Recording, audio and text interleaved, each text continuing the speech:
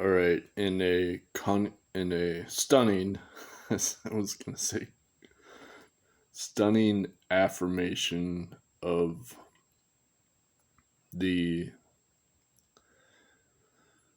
noncommutative, the asymmetric truth of reality. I found a mini documentary about the Tummo Tibetan monks that were studied by Dr. Herbert Benson of Harvard in I want to say 1981. And actually, somebody who watches my channel had this video linked on their channel. That's how I found it. So anyway, the documentary, it included information I hadn't seen before, which was on the EEG studies of the Tummo masters. And it says right in the video that they have brain asymmetry, hemispheric asymmetry.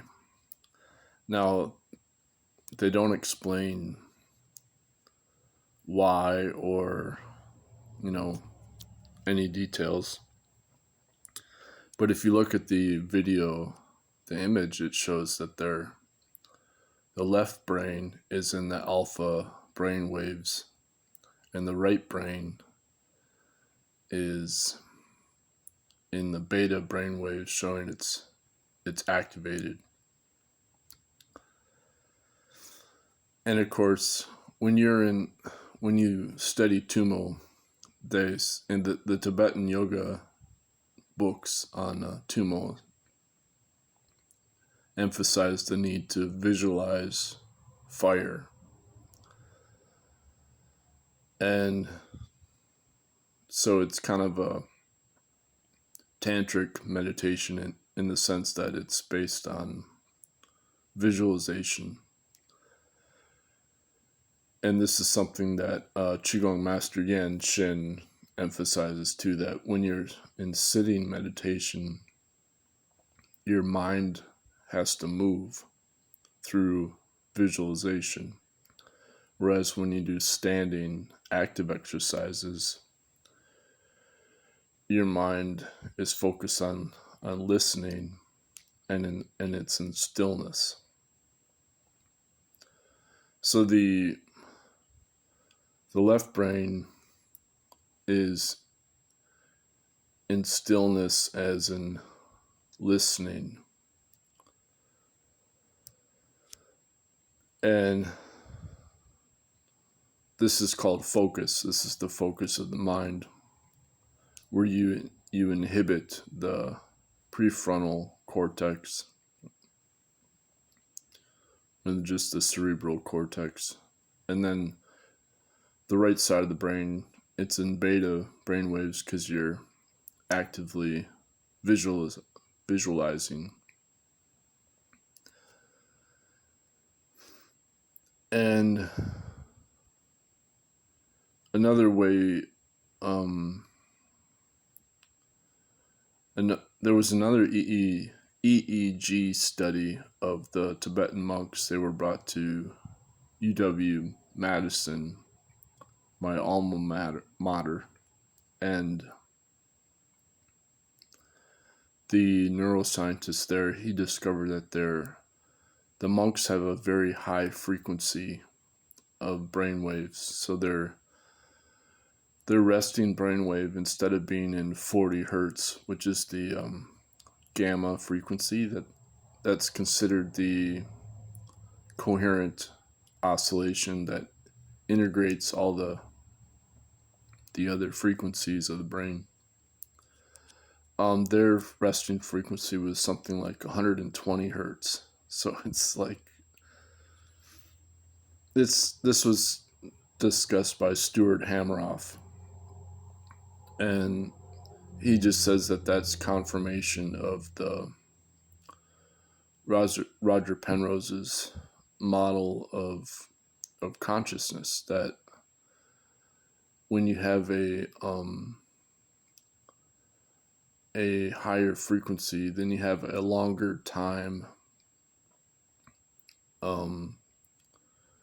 to collapse the wavelength, because you have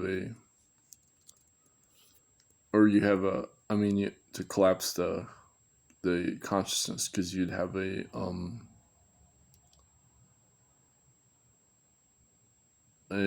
shorter wavelength, or I guess you'd have a shorter time. You'd have more moments of consciousness, because it's the wavelength is shorter because the frequency is higher. So you'd have the wavelength being the mass, the gravitational separation of the mass. So that's in the denominator. And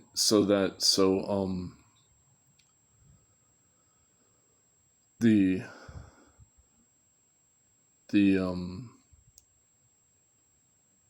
oh wait, okay, so because they're less separated, then it stays in the non-local proto-consciousness for a longer time at the higher frequency. So it collapses less. So that's the inhibition of the left brain. So there's no, that's what they call concentration, meditation, or focus.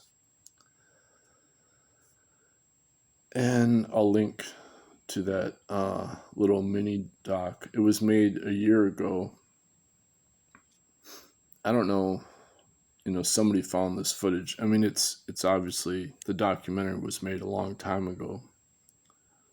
It would seem from the footage and everything. The footage is older, but I think the actual documentary is older. And then somebody just found it and uploaded it, I think. Let's see. So this is quite fascinating, because there's been, I was just checking out these new tools that are basically like these new gadgets, these brain helmets that are portable EEG feedback tools, and also there's a new one coming out. It's an MRI for the, that checks your blood flow in the brain. And so the idea is that if you can get the information in real time of what your brain is doing, then you can change your brain waves through biofeedback in real time as you're trying to meditate. But that begs the question, well, what are you trying to do? What are you trying to change? And so this answers that question. It shows that the meditation masters, the Tummo is the foundation of meditation. And it showed the Tibetan monks, they have the right leg on top when they're in full lotus. So that's how to store up energy by the yang embracing the yin of the lower body, with the yang, the left leg is yang for the lower body, which is, the opposite, because you think of yang as the right side of the body, but it's on the lower side of the body. It's the left side of the body. So you put the left leg on top, or I'm sorry, it's the left leg. The left leg's on top, embracing the lower body. So that's yang embracing the yin. And another way to say that is that puts pressure on the right side of the body, which is the liver, the yin qi energy that you need to develop in the liver. You have to fill up the lower dantian with the yin qi in order to finally activate the yuan qi. And that's when the Tummo is fully activated, is when the yuan qi is activated. And it requires only eating one meal a day, which is the modified Bigu diet. So that's what Wim Hof does, is he just eats one meal a day. So this is something I need to start doing again. I haven't been doing that because I've been doing, for the summertime, I just do outdoor labor all the time. I'm doing the lawn work and farming mushrooms, and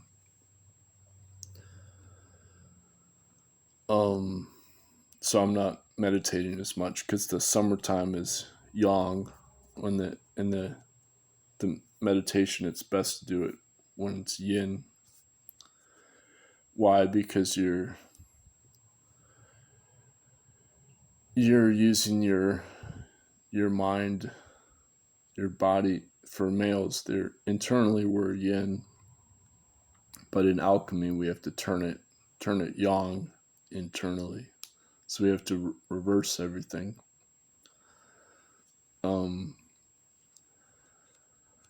Anyway, so that's real exciting for me to have this EEG corroboration of the asymmetry. There was another study of Harold Ottmansbacher. He did a study on brain asymmetry with like when you look at the Necker cube and Escher, these kind of paradoxical visual illusions of four-dimensional space onto three-dimensional space, where there's an ambiguity. And he discovered that people who meditate are able to maintain this ambiguous paradoxical illusion before their left brain collapses the image into either one or the other choice of the illusion. So like the old lady or the young lady, those there's another one on the internet of this spinning lady, and if you see her rotating in one direction, that means your right side of the brain is dominant. And if you see her rotating the other direction, that means the left side of the brain is dominant.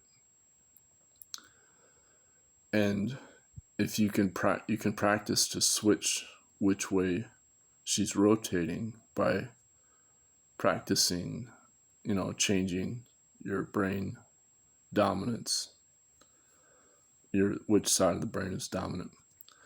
But the whole point of meditation is you got to do it with the eyes closed, because you're storing up the biophoton energy, and the brain runs on 20 watts of energy, and about 2/3 of that is used for vision, external vision. So when you close your eyes, you're immediately storing up that 2/3 of 20 watts. So that would be I don't know what my math is real. I think it's like about seven. So it's 6.5. So it'd be 12, 13 watts, about something like that. But it's laser. That's laser energy. So you immediately have a 13-watt laser of spirit consciousness, and you're turning that around. And that's the And then you get into the relativistic quantum physics, because you're storing up the source of light from the laser energy, which is the relativistic mass of light, the super momentum of light from Einstein, from E equals mc squared. You're converting the energy of the photons. The source of the energy is actually the super momentum from the future, the gravitational potential of the light as the virtual photons. So that light has mass, and then the light actually can create new matter from the virtual photons. And this was actually taught in Zhonggong, or Zhonggong. I think I don't know they pronounce it Zhonggong, Zong. Or is it Zhong? That was the type of qigong that Trini Lin trained in, where they were part of the Dragon Gate lineage. So that's how he did the cave meditation at Mount Qingcheng in Sichuan area, China. That teacher, Master Zhang Hongbao, he had one of the biggest. It eventually got outlawed when Falun Gong was outlawed, because it was such a huge qigong movement in China, along with Yan Qin. Yan Qin didn't get outlawed, but they can't practice it in public. So essentially, yeah, it's outlawed, which is ironic because Yan Qin was a national treasure of China. Anyway, Master Zhang Hongbao, he taught about Einstein. That was part of his teaching, was to teach that qigong is based on how everything is energy, eternal energy. It's just converted into mass. And at any rate, this is explained in that article, Light is Heavy, by Gerard de Hooft, and also his co-author, Martin van der Mark, has a lecture on YouTube about how if you trap light in a box, then you can basically prove that all matter is made of light, and the origin of mass is from this super momentum of light, which was really what the law of phase harmony was explaining by Louis de Broglie. And that's what Martin van der Mark, he explains that's from Louis de Broglie's original law of phase harmony. So there you go. That's this. It's an eternal motion of creation of energy from negentropy, the negative entropy. And that's all. That's way more than I planned to say. But this EEG study of the monks, it's very cool that there's a secret to it. It's right there in the open. The secret of meditation is right there in that EEG study. And if you do like the small universe meditation, you are training in the same thing. Your left brain is focusing to listen to the source of the sound for each of the 12 nodes, while your right brain is visualizing the light at each of those nodes. And so you're doing the same, you'll activate the Tummo by doing this meditation also, along with everything else. Like, as Cheney says, the small universe will happen naturally as you sit in full lotus and you focus on the lower dantian. And that's also explained in the Taoist Yoga book. The alchemy and immortality is what they call freezing the spirit. You freeze the spirit down into the lower dantian. And I'll just leave it right there. Thanks.